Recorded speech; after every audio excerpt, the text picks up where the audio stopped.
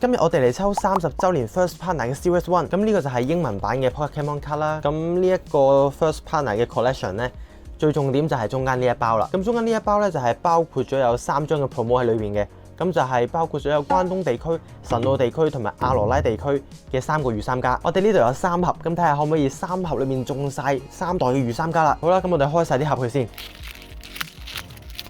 咁一盒裏面咧就有呢一包 promo card 啦。跟住 Phantasmal Frame 啦，同埋 Mega Evolution 嘅，咁同埋咧仲有一張貼紙。好，開晒出嚟啦。咁呢度咧有各3包，咁我哋梗係開咗 promo card 俾大家睇先啦。我都好期待第一包。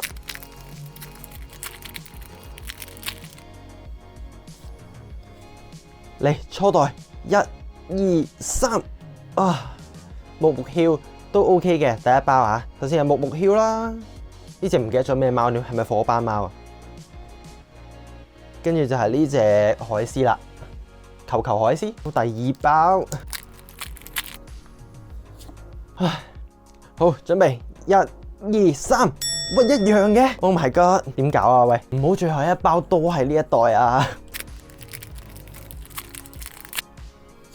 求其另外2代都 OK 啦，依家唔奢求啦，嚟準備1、2、3，唉 ，OK 係有另外一代嘅。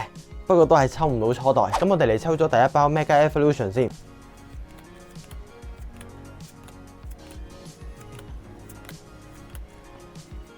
喂，有 hit， 抽咗6包，每彈3包，得呢張。